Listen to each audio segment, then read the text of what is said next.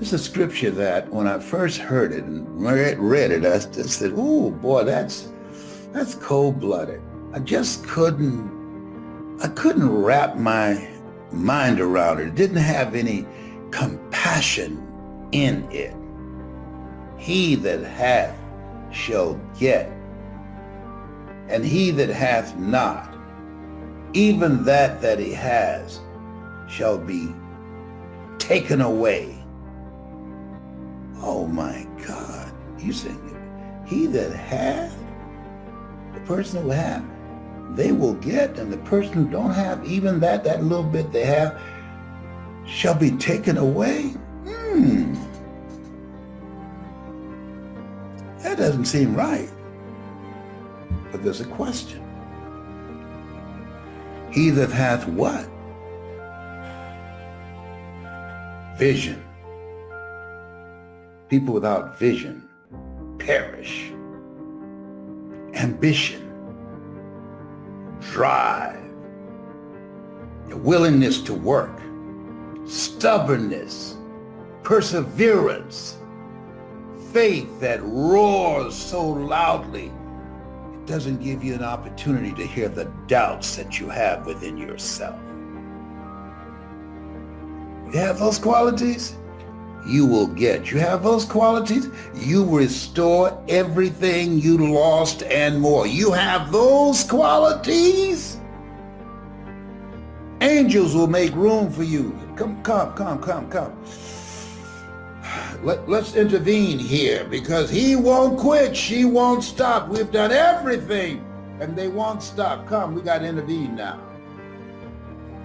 And then let's go find a wimp, somebody who's stopped, somebody who's allowing themselves to be consumed by fear. They're weak. Yeah, because God has not given them a spirit of fear, but of power. They ain't got no power. They're consumed in fear. They can't even think straight. God has not given us a spirit of fear, but of power and of a sound mind.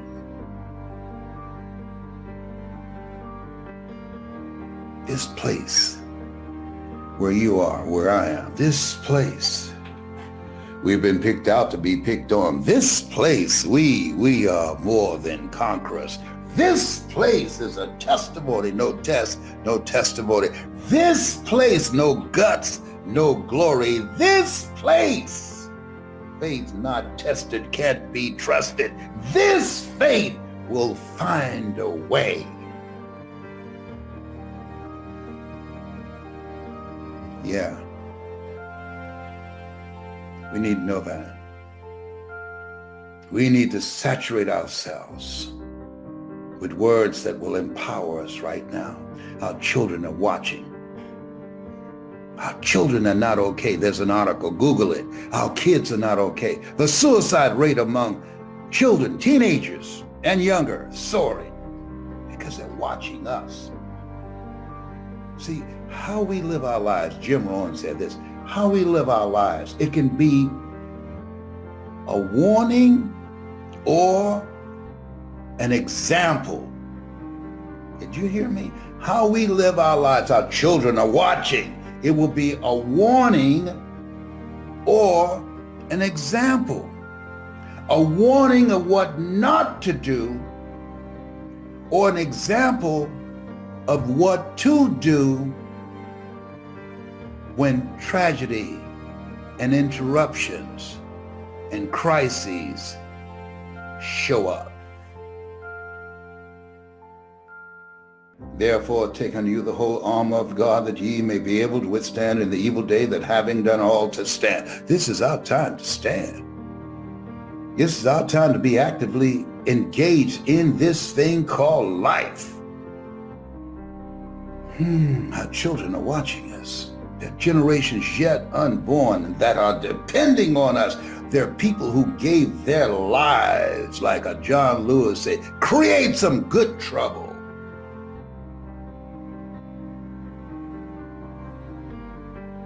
It's our time.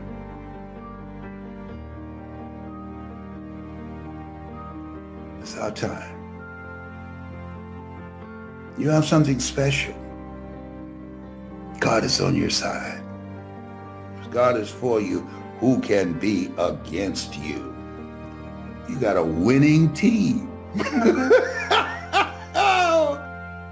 I'm looking for, and I'm on a mission for people who can hear me.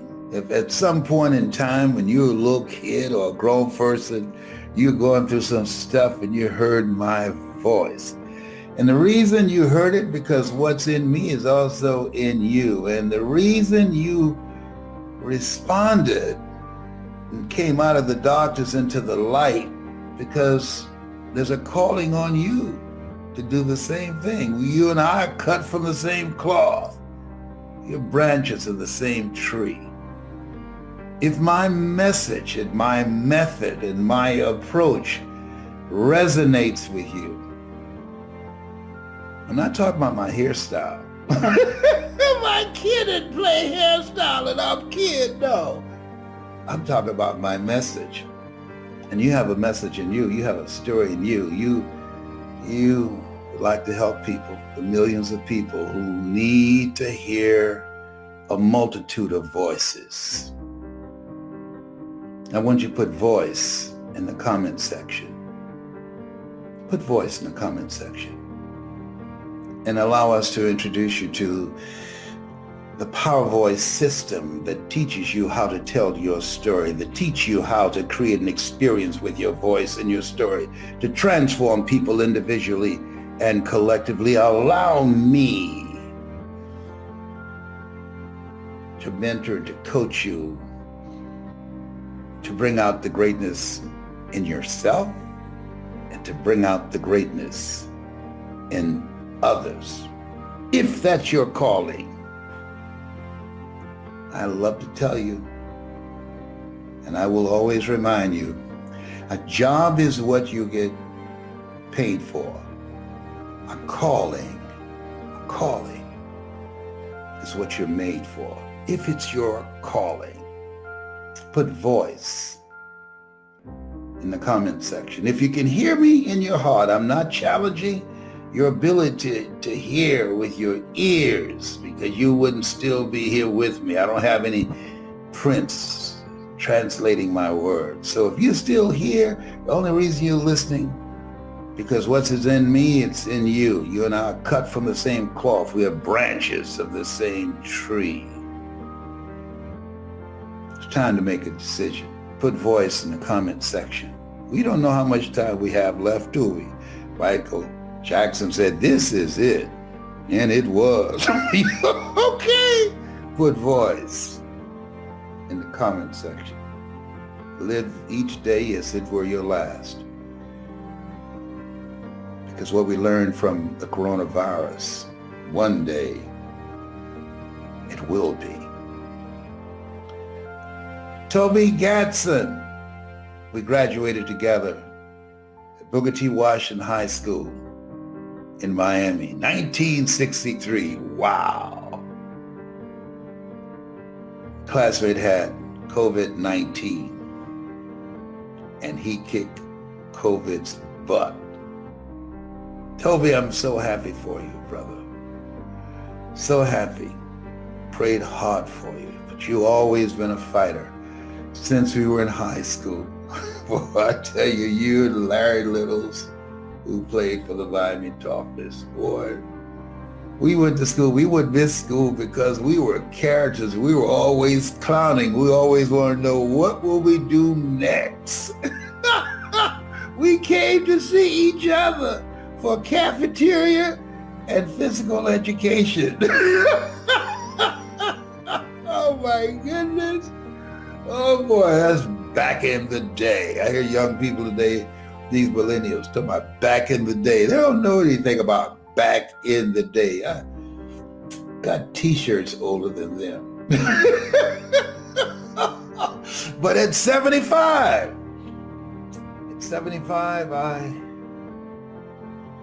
my goal is to finish strong. At 75, my goal is to train the best speakers on the planet. At 75, my goal is to find people who are hungry to make an impact with their lives, who are hungry to learn how to use and access their power voice, who are hungry to live a life that will outlive them. Yeah, you forget your years will forget you. And I want to leave this with you. As you look at your goals, be stubborn about your goals. Be stubborn. Don't give up on your goals. You will fail your way to success. Don't give up on your goal. Know your vitamin, as Suzanne de Pass would say. Don't give up on your goal. Be stubborn about your goals. Be flexible and versatile. Ask for help. A lot of people won't do that because of ego, edging God out, because a lot of people, as a result of pride cometh before a fall. Ask for help. Not because you're weak, but because you want to remain strong. You don't have to figure it out. Get started. Do what you can with what you have, and God will do what you can. I want to share some thoughts with you. Have you ever had moments of breakthroughs that you said, you know what? I need to share this. And I want you to like this page and share it. For some reason, I don't know why, but things have been dropping into my spirit that just accessing parts of myself for some time, that because of the busyness of life, and I allowed it to get in, that I couldn't hear my voice, that voice in my heart. And I think that I was listening to too many voices and caught up in other folks' stuff. Can you feel me up in here, as young folks say, can you feel me? And so I've been intentionally putting distance between me and the majority of people, including family, just to get still and to think and to hear myself think. Because sometimes you can get so caught up in other people's stuff, you neglect your stuff. And so I want to share something with you. And my message is not for everybody. My message is just for a few people, not for large numbers of people. Large numbers of people, even though they can benefit from what I say, but I'm not their guy. They're not my tribe. I'm talking to the people who can hear me and can understand me and can relate to me and connect with me and identify with me because of my approach. My approach is different. I'm listening to a lot of these entertainers and athletes, and there's so many people out here that just can't speak without foul language. There's no filter between their brains and their mouth. And I just can't open my mind to that. A guy wanted me to put together, and when I started looking at it, within 1 minute, I had to stop. And I called him, I said, man, I can't listen to your stuff. He said, why not? I said, the language is too filthy.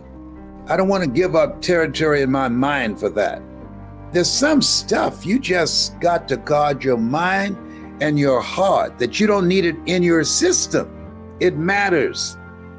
The words that are spoken to you and the words that you speak and the things that you listen to. You think it's any accident? When you look at young people today and their propensity for vulgar language and violent behavior, you think that's an accident? No, absolutely not. So this is for the few, and I want you to like this page and share it. If you know anybody who's heard my voice and they got some value of what I shared, please. And so I want to share some thoughts with you, and they're not going to be long. And here's what I want you to do. I want you to think about something that's very important to you. something that you'd like to do with your life, something that you would like to accomplish, and that gives your life a sense of meaning and purpose. I want you to think about that right now. I want to share with you, this is my mother, Mamie Brown. And so she took my brothers and sisters and I in as foster kids, and then eventually she adopted us. My brother and I, my twin brother, we were conceived in Gainesville, Georgia. Our birth mother was Dorothy Rucker and Doc Oliver Randolph. And so she came down to Liberty City in Miami to give birth to us and put us up foster care. And so my goal and vision was, that gave my life a sense of meaning and purpose, was I told Mama, what is it, Leslie? When I become a man, I'm gonna buy you a home. As you think about your goals and dreams, I want you to write this down. You don't get in life what you want. You get in life what you are. I was talking to a friend of mine, single mother of 2, and she has 4 different jobs. Spent the majority of her time in her life investing in herself, developing herself, and positioning herself to be able to take care of her children and to live a larger life to provide for them and herself.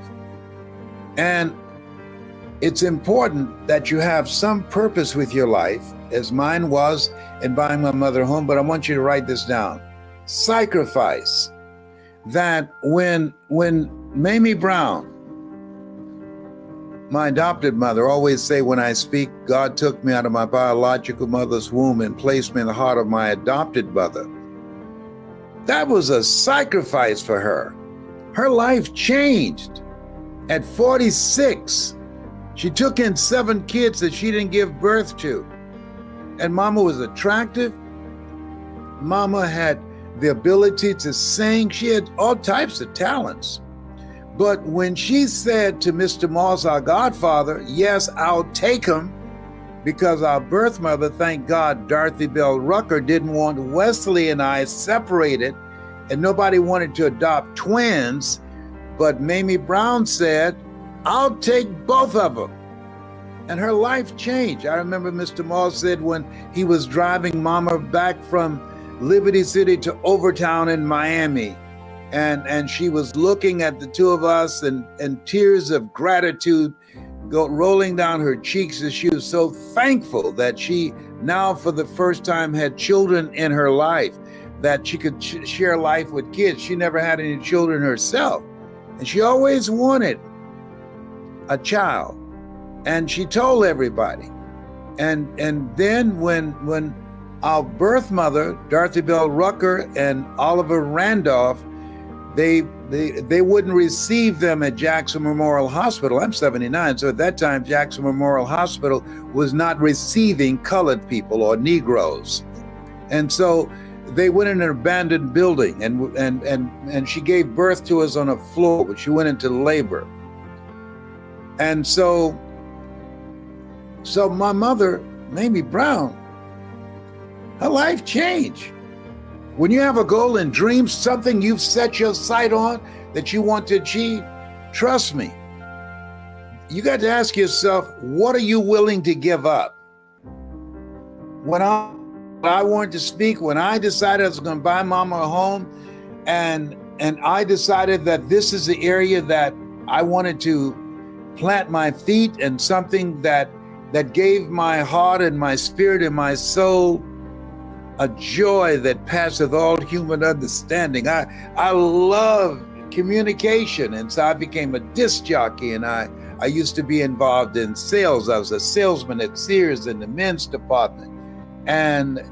But communication, I love working with people and interacting with people. I had a training seminar here in Atlanta, and this past weekend I said, there's one thing to do a Zoom, but when you're in the room with me, when I get up in your face, let me tell you something, up in here.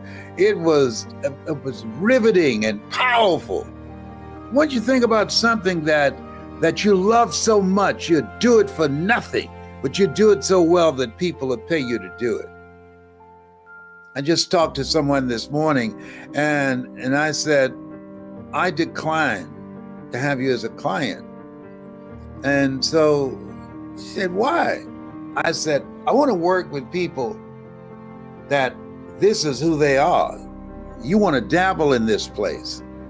I want to work with people who have the mindset that they got to work, that they have got to do. There's something that's in them, that they've got to do it. And there's a work that them not doing it is not an option. I have got to speak. This is what I do. And so this is who I want to work with, those kinds of people. And so I want you to think about that work that you have got to do, that feeds your soul and spirit. 80% of people are going to jobs that they hate. When Friday comes, they say, thank God it's Friday.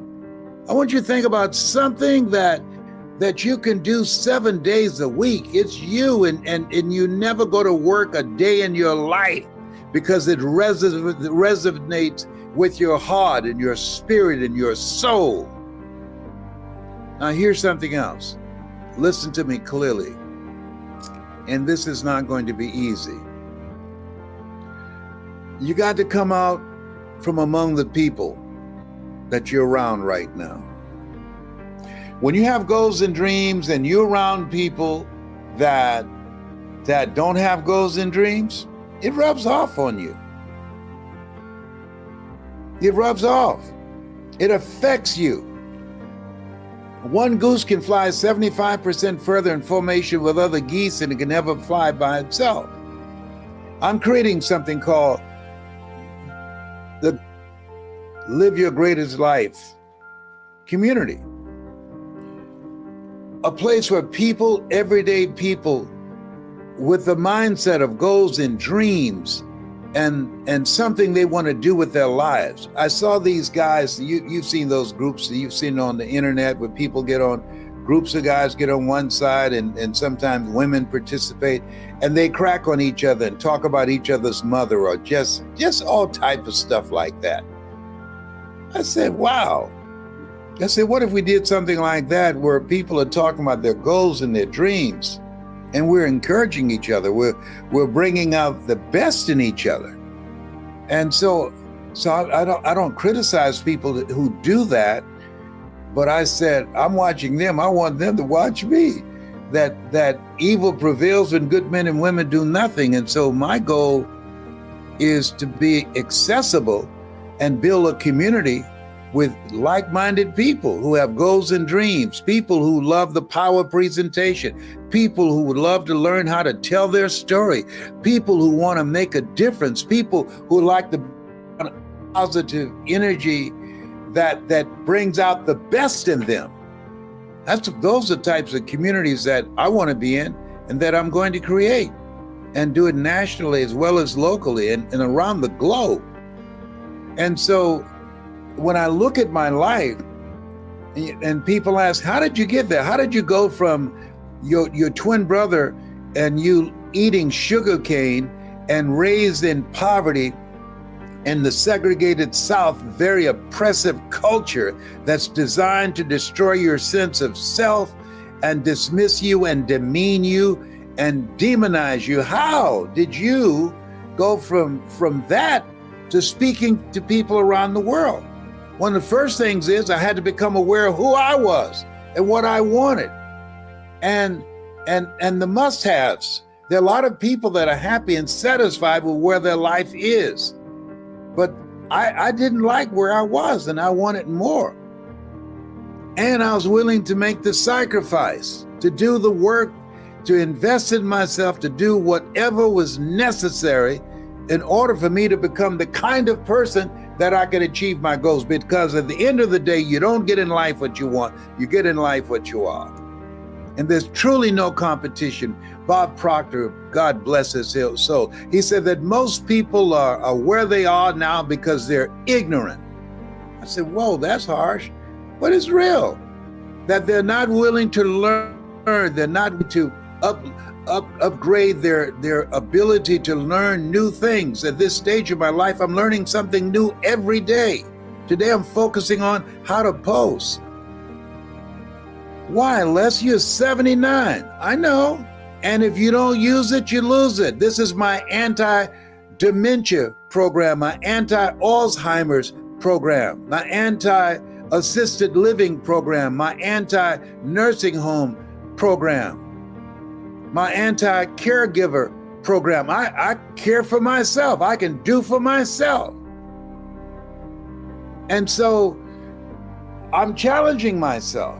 I still have not done my best work. I've got friends who are younger than me and they're already through. But that's not me. That's none of my business. I met this man who changed my life, Leroy Washington. You know, it's interesting. I was thinking about this morning. He has 2 sons and 2 daughters. They never saw the man that I saw. He was a speech and drama teacher at Booker T. Washington High School in Miami. They never saw him. Isn't that interesting? They never saw. He impacted my life. He was more of a father to me, and I got more from him than the children that he brought into this world because they never saw him. Have you ever been in a relationship with someone and it started going south because they never saw you? They thought that you were someone else. They underestimated who you were, and so they never saw it. I remember one time being in a restaurant on 7th Avenue and 62nd Street in Miami, and one of his sons had a waitress to come to the table and said, your son is outside, he'd like to talk to you. And he went outside to talk to his son. When he came back in, and I asked him, I said, hi, what was going on? Is it an emergency? He said, no, he wanted to borrow $15. And this man who was the father that I never had, this man who did not know I adopted him as my spiritual father, I was sitting there having lunch with him, talking about the impact that he made on my life, watching him just signed a contract for $5 million. His son outside calling him to come outside to borrow $15 from him. He never knew who his father was. To this day.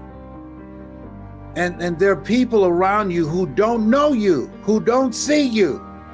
They have this antiquated old history about you, and that person that they know, that person's gone, they're died. There are people who see me and say, whoa, Les, I can't believe it's you. Yeah, I understand, because the person that you once knew, he doesn't live here anymore.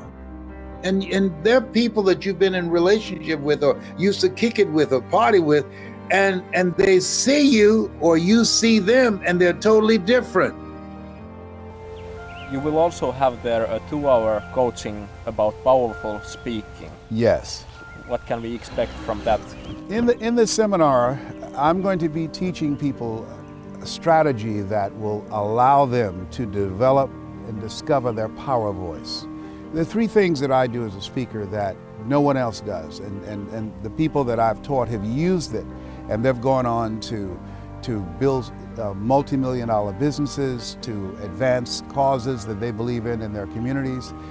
They've been able to make a greater impact nationally and globally. And what I'm going to teach people that's very different than what's being taught around the planet. One of the most important and largest organizations that's been teaching people how to communicate is the Dale Carnegie course.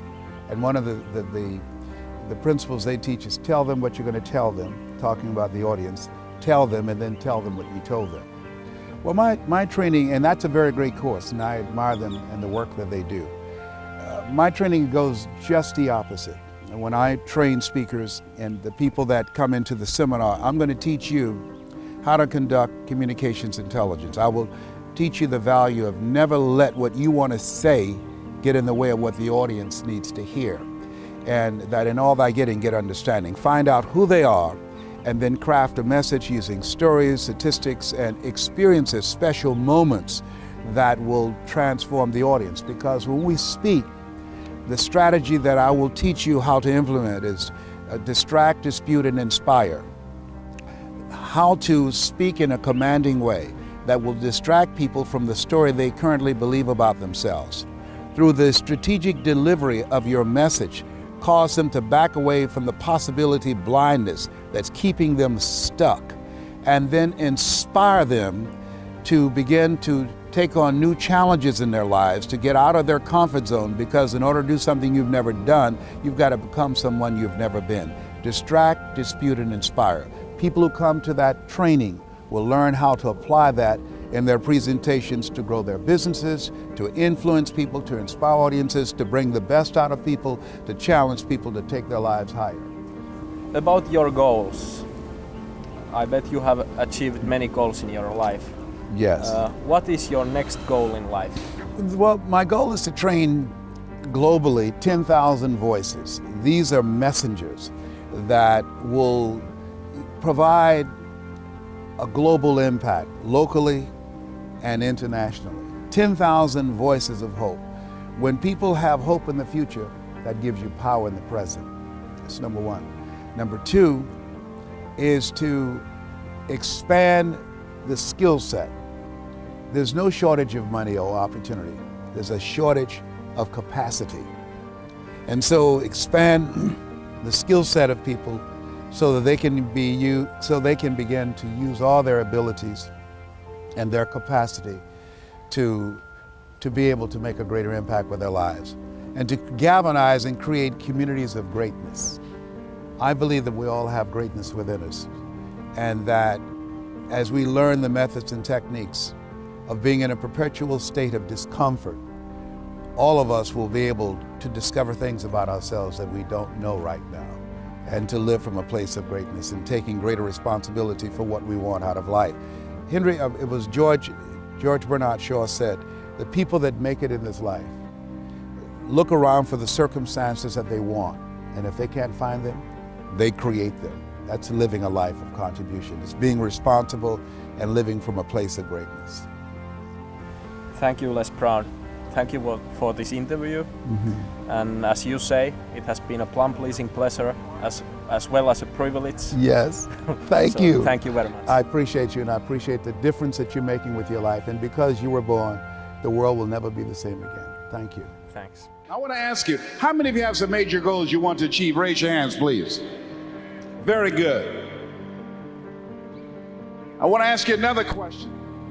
How many of you know if you had your life to live over again, you can do more than what you've done thus far? Raise your hands.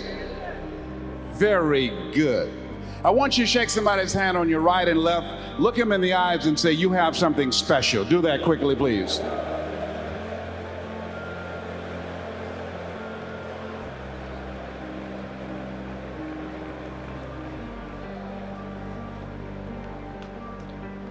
I say that not to be kind to you, not to be courteous. I say that because it's true. You have something special. You have greatness within you. You have talents, abilities, and skills that you don't even know that you have. And in the limited time that I have to share with you, I'm going to share some ideas and concepts with you that I want you to take some notes. Now, I want to make this clear. Number one, everything that I'm going to say, you already know it. It's a part of who you are. We're cut from the same cloth. You wouldn't be here. You wouldn't have invested your money, your time, and your energy to be in this place, to be a part of this Manpower Conference, if what we talk about with you at this particular time did not represent a part of who you are, your consciousness and your value system and your philosophy of life. So I'm going to only confirm and validate that which is a part of you anyhow. That's number one. Everything I'm going to say, you already know this. It's common sense, but not common practice. Second thing is, everything I'm going to say, you've heard it before. Bishop Jakes is not only a great preacher and visionary and lecturer, but he's a great motivator, a great strategist. He provides concepts to help people to deal with the whole person, spiritually, mentally, economically, our communities, every area of our lives. Last night when I saw the ministry that was going on in the prisons, Thought about the scripture that says, the least that you do unto these, my children, you do it also unto me. That kind of vision, that kind of commitment, that kind of stand that is taken with his life in a historical context. One day, when historians look back on this age, they will see the imprint and the impact that he's made. The next thing is not only that you already know what I'm going to share with you, and you've heard it before from Bishop Jakes and many other great speakers. Everything I'm going to say, I don't want you to agree with me, and I don't want you to believe me. That's not important. I'm going to share with you some ideas and concepts that's made a difference in my life. I want you to think about something that you want to create in your life experience right now. Some goal that you want. Some spiritual goal that you'd like to achieve. Some contribution you'd like to leave to humanity. Horace Mann said we should be ashamed to die until we've made some major contribution to humankind. I want you to think about some major goal that you'd like to achieve. Think about it right now. Something that's important to you. My first major goal was to buy my mother a home. That's something I wanted to do. That was important to me. I'm one of 7 children my mother adopted. I was born in a poor section of Miami, Florida called Liberty City. I was born in an abandoned building on a floor with a twin brother. When we were 6 weeks of age, we were adopted. When I was in the 5th grade, I was identified as EMR, labeled educable mentally retarded. Put back from the 5th grade into the 4th grade. I failed again when I was in the 8th grade.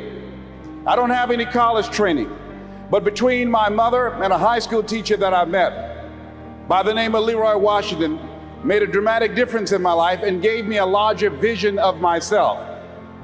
And so therefore, my first major goal was to take care of my mama.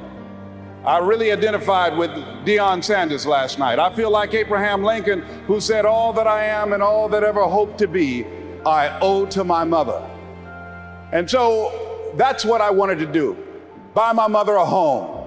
Let her sit home and I go to work and take care of her. That was important to me. And I achieved that goal. My mother passed 3 years ago from breast cancer. My goal now is to raise millions of dollars for breast cancer research. My goal now is to alert men over 40 to get their prostate examination. Last year, I was diagnosed with prostate cancer and given a very limited prognosis. One of the things I strongly believe, when we gave you a handout indicating that, doctors should never tell a person that they are terminally ill. What they should say, my knowledge and my ability has terminated. Now you need to go someplace else and get some help.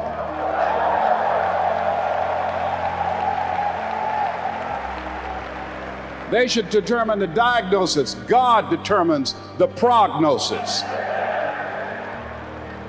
So every man here, if you're 40 years old, go get your prostate examination. Go get your PSA test, which is a blood test. Go get your digital rectal examination. I assure you, it is not a pleasant experience. It's not something you look forward to doing. But go do what you gotta do anyhow. I was at a major medical convention and they were giving free rectal exams. The guy said, hey, Les, come on, man, let me give you an examination. I said, no, you're too motivated, brother. No way.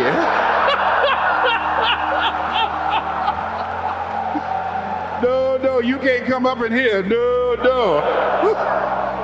How do you get motivated to do that? You know what I'm talking about? No. 58% of men don't go get the test till you're showing the symptoms. It is the #1 killer of men. It's serious. And so therefore, I'm telling you, part of my mission is to alert you. I came up during a time, we believe what you don't know can't hurt you. What you don't know can kill you. Go get your examination and encourage your brothers and your uncles and your friends to do the same thing so we can reduce the number of men that will die from prostate cancer over the next year, over 40,000. We can reduce that number by early detection. Now, the other goal I have is training and developing speakers. I don't travel like I used to since I've been given this health opportunity. Remember something that T.D. Jakes said? He said, if you got a problem that man could solve, you ain't got no problem. I mean, truer words could not have been spoken.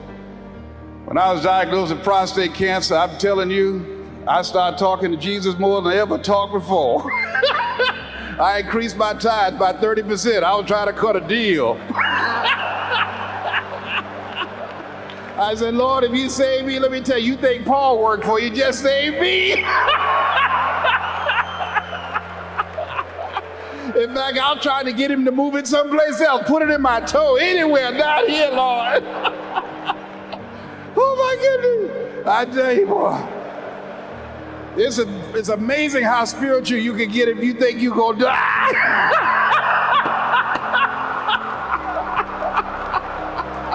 Oh my Lord. Yes, sir. I'm telling you the truth. I used to pray so hard I got shaved. I went through so much in 1997. It was unbelievable. Went through that and then also filed for divorce from someone that I loved very much. I thought we were the perfect couple and I thought we would be together for the rest of our lives. And so I learned a thing or two about life and the challenges of life. One of the things I strongly believe that in life you either in a problem or just left one or headed toward one. So part of what I'm doing is training and developing speakers. I have a gift in that area, helping a person find their message and how to use their life example to craft an experience, a special moment for an audience to transform their lives and teach them methods and techniques how to reinvent themselves. Training and duplicating myself through men and women and young people, because I believe that we live in the greatest country on the planet that gives us an opportunity to make a difference in other people's lives. Now, I don't know what your goal is, but I want you to visualize it right now and repeat after me with power and conviction. Let us say together, it's possible. Together, please. Say it again, please. See, that's the first step. I want you to think about this goal that you want. I want you to envision it and see it in your mind's eye. And every day, say to yourself that it's possible. See, most people are not accumulating wealth. Most people are living in poverty. Most people are living far below their potential, not because they don't have the capacity, not because they have not been given authority and dominion over everything on the face of the earth, but most people are living like they're living because of the fact that they don't believe they can have any more than what they now have. In the book called Miseducation of the Negro, Dr. Carter G. Woodson said, if you can determine what a man shall think, you'll never have to concern yourself with what he will do. If you can make a man feel inferior, you never have to compel him to seek an inferior status, for he will seek it himself. And if you can make a man feel justly an outcast, you never have to order him to go to the back door. He'll go without being told. And if there's no door, his very nature will demand one. That's why Scripture reminds us, be ye not conformed to this world, but be ye transformed by the renewing of your mind. So every day you have to sell yourself and get out of your mind those old thoughts, that old belief system. Every day you've got to sell yourself on that it's possible. That you got to put a new mind in you. You got to get out of your mind. You got to begin to restructure your thinking. Every day you've got to begin to recondition your mind. See, many of us go through life making choices, thinking it's our choices, and it's not. What do you mean by that? I'm reminded of the great anthropologist Margaret Mead. She was in a restaurant in Europe, and a waiter saw her and said, "Oh, how are you? I'm so glad to see you." He said, "There are several other Americans here tonight." And she said, "Is that right?" He said, "Yes." She said, "When you serve them dessert, let me know and I'll tell you exactly how many are here." He said, "That's not possible." She said, "Let me know after you serve dessert." When he served dessert, he came back and he told her. She got up, she walked around, and she looked and she observed, and she said, "You have exactly 65 Americans here." He checked the guest list and he was amazed. He said, "How did you know that?" She said, "Because in Europe, when you eat a slice of pie or cake, you eat it from the back toward the tip. In America, when we eat a slice of pie or cake, we eat it from the tip toward the back." How many of you, when you eat a slice of pie or cake, you eat it from the tip toward the back? Raise your hands, please. Good. Now, what else is in your mind?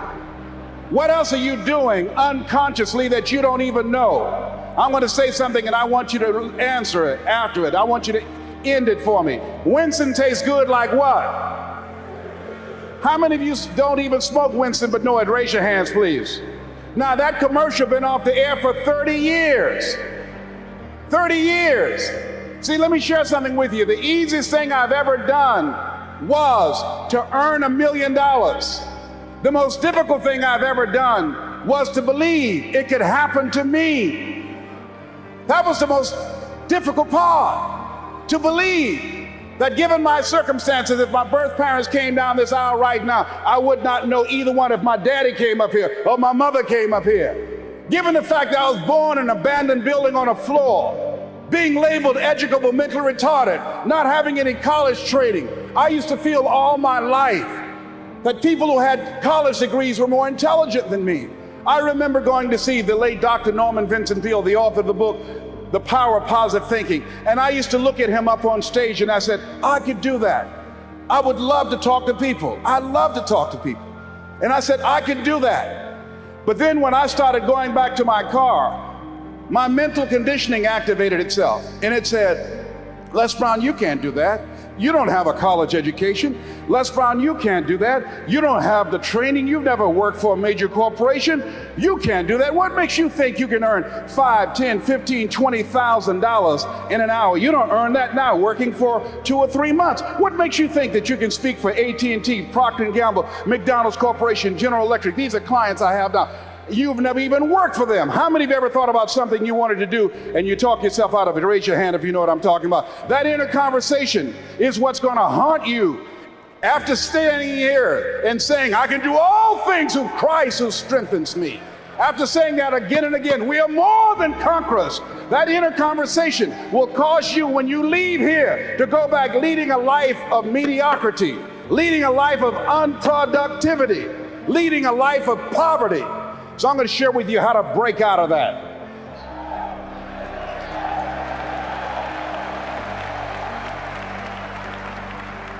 I want to share with you how to reach your goals. I think the Bible is the greatest motivational book ever been written. Now I want you to repeat after me, please. We got to recondition our minds first. Let us say together, good things are supposed to happen to me. Yeah, write that down. I want you to say that to yourself every day. See, we live in a world where we believe that bad things are supposed to happen to us. I remember at a point in my life, Bishop, when things are going good for me, and I said, this is too good to be true. Something is bound to happen. Guess what? It did. Thou shalt decree a thing that shall be established unto you and shall accomplish that whereunto it has been sent. Watch your words. Watch what you say about yourself, about your affairs. Be conscious of that on a daily basis. Why? Because your words are powerful. In the beginning was the Word. Life and death is in the tongue. Watch what you say. Never say I'm broke. Say I'm overcoming a cash flow problem.